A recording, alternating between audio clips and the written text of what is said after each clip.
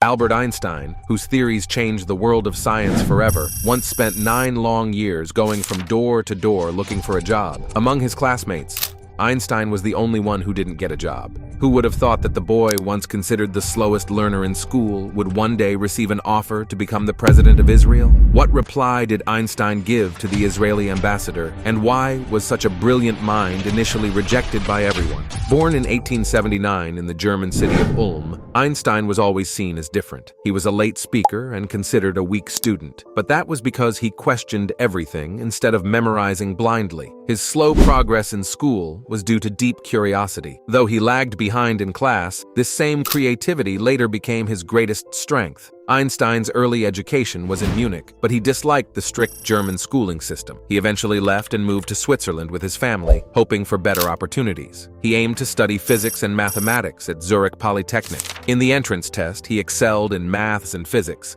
but failed in other subjects like literature and history. The college professor, surprised by his talent in physics, asked him who had taught him. Einstein replied he learned it himself, but because of his failure in other areas, the professor advised him to return to school for a year. Disheartened, Einstein did so, and finally passed the entrance exam a year later. But even in college, Einstein didn't change. He skipped boring lectures, studied alone, and never tried to please his professors. Because of this, when he graduated in 1900, his professors refused to recommend him. At that time, getting a job in science without references was nearly impossible. As a result, his classmates got ahead, while Einstein remained jobless. Einstein applied to several universities and institutions in both Germany and Switzerland, but faced rejection everywhere. He wrote letters and met professors, but the reply was always the same: "We're sorry, we can't hire you." His disappointment was clear in his letters and diary. He once wrote, "It feels like the world doesn't need me. Every door is closed." In a letter to his family, he said he gets no replies from anyone. To Mileva, his girlfriend, he wrote, "I feel like a useless person. I only live in physics, but the world only values those who fit into their system." This rejection deeply affected his personal life too.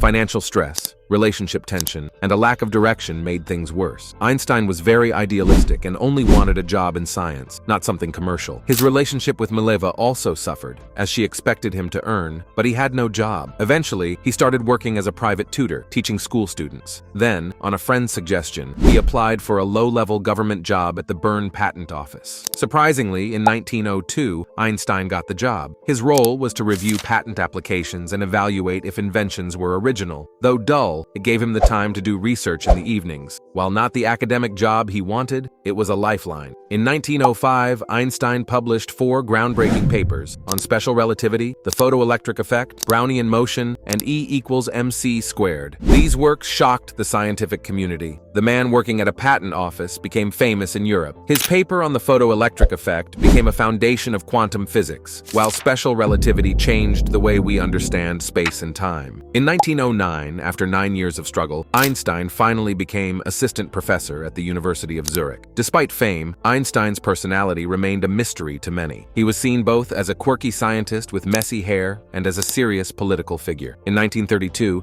he left Germany as Hitler rose to power and moved to America, becoming a professor at Princeton. He also became a respected figure in the global Jewish community. In 1948, Israel became an official state. 4 years later, when its first president passed away, Israeli leaders wanted Einstein to take the role. He was famous, respected, and Jewish. On November 17, 1952, Israeli ambassador Abba Eban wrote to Einstein, asking if he'd accept the presidency if the parliament elected him. The letter assured that he could continue his research freely and would get Israeli citizenship. It was an emotional and historic offer. But Einstein's response showed another side of him. He wrote, "I am deeply moved by Israel's offer, but also sad and ashamed that I cannot accept it. I have dealt only with objective matters all my life. I lack both the skill and experience to manage people." Einstein felt he wasn't fit for politics. At 73, he told a guest that this offer felt awkward. He later told a newspaper that he never wanted to take part in decisions that might go against his conscience. So he turned down the presidency not just due to lack of experience, but also on moral grounds. Though he sympathized with Israel, Einstein wasn't a passionate Zionist. After he declined, former PM Ben-Gurion reportedly said that Einstein's acceptance